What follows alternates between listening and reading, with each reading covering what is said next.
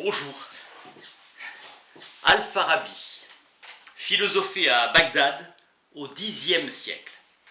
Al-Farabi inaugure l'école de logique à Bagdad au Xe siècle, un universel où s'harmonisent les sources grecques de la philosophie.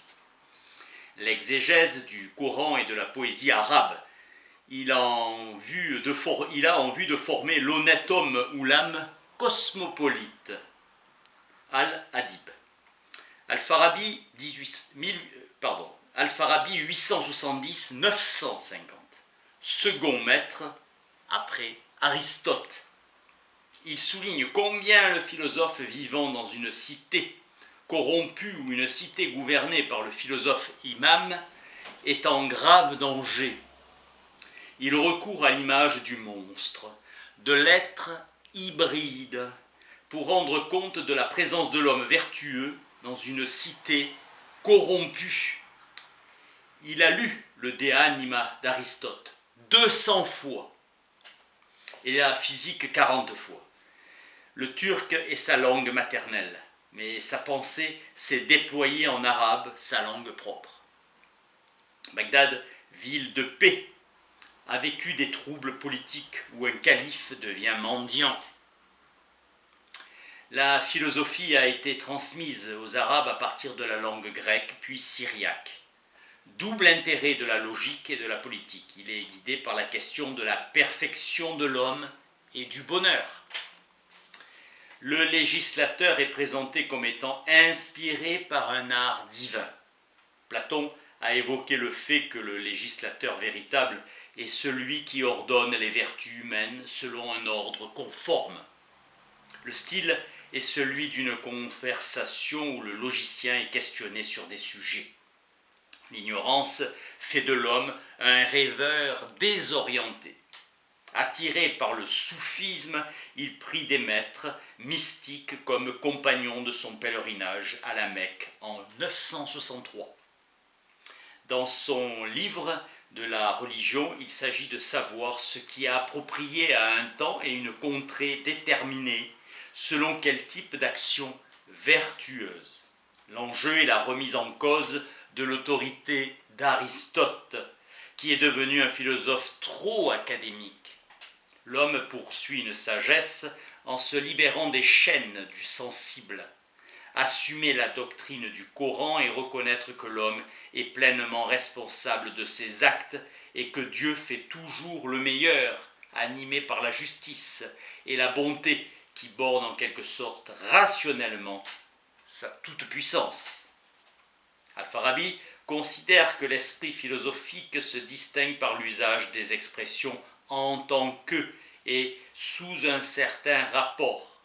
La logique permet de distinguer le parler correct du parler incorrect, thèse défendue par Mata, la logique comme instrument.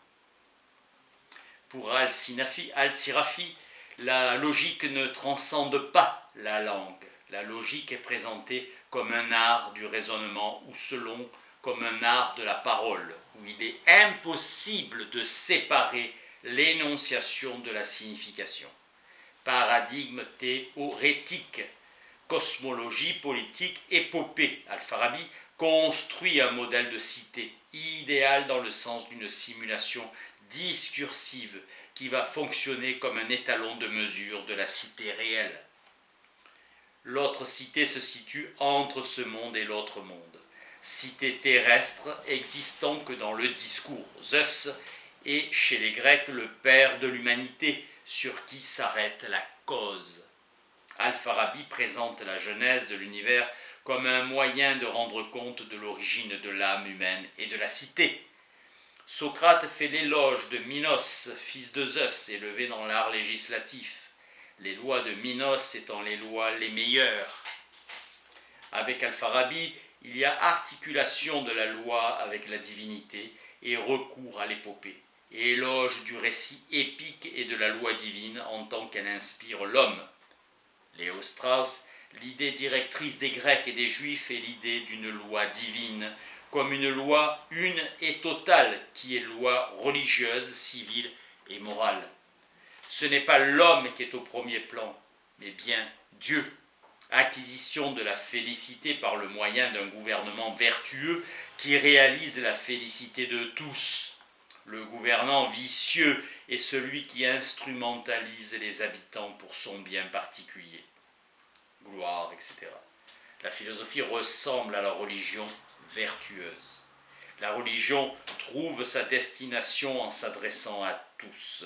Dialectique et rhétorique ont une fonction importante.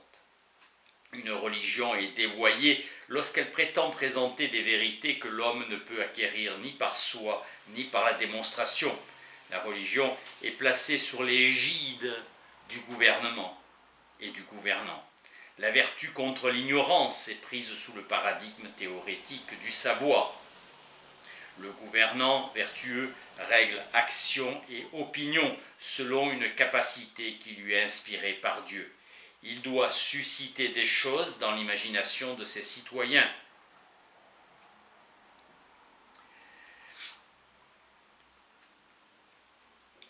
La religion vertueuse et philosophie sont identifiées. La démonstration comme étalon de mesure pour pouvoir affirmer l'existence de Dieu, il faut se donner les moyens logiques de le nier, affirmation musulmane de l'unicité de Dieu. Son affirmation est niée aux autres divinités.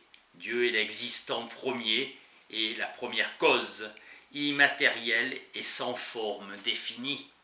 L'élément non aristotélicien est l'imagination.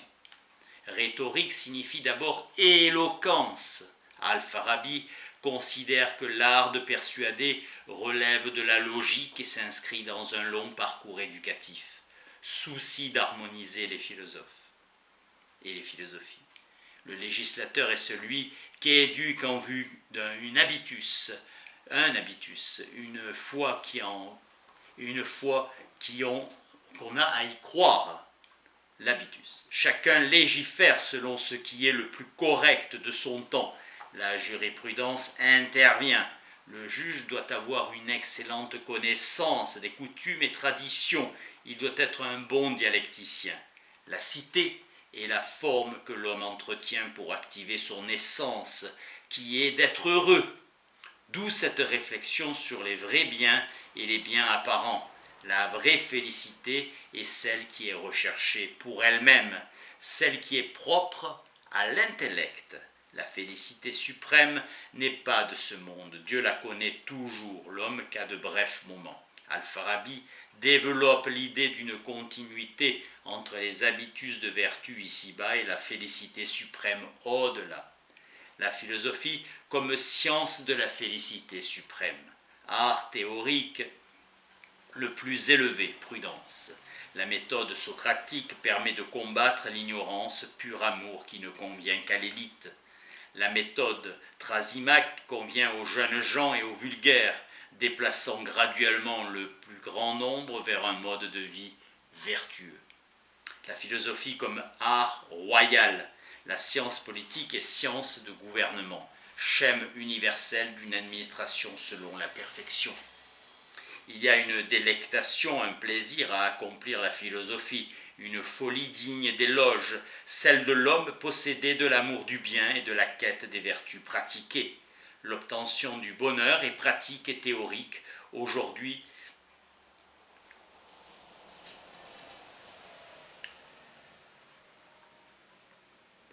universelle administration selon la perfection. Il y a une délectation, un plaisir à accomplir la philosophie, une folie digne d'éloge, celle de l'homme possédé de l'amour du bien et de la quête des vertus pratiquées.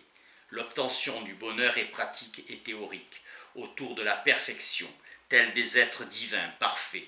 La perfection suppose un ordre. C'est au moyen de l'étude philosophique que la perfection cosmique peut être appréhendée par l'homme.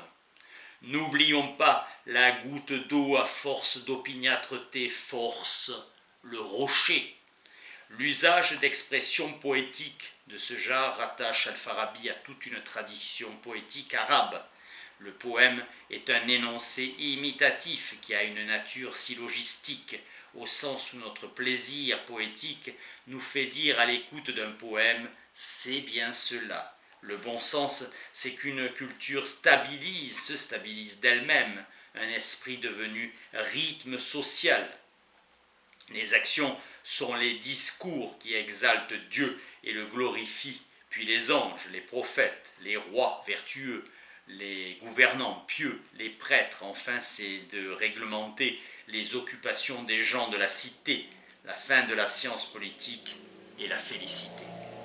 La félicité ultime est celle qui fait suite dans l'au-delà. Les moyens de la science politique sont le gouvernement.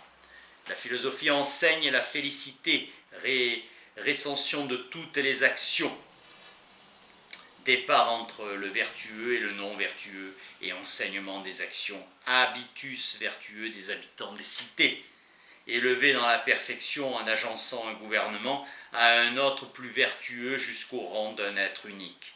Inspiration de Dieu, qu'il soit exalté, celui qui administre la cité vertueuse comme il administre le monde. Cela implique que le premier gouvernant de la cité vertueuse connaisse la philosophie théorique. Le but revendiqué est la félicité ultime. Merci.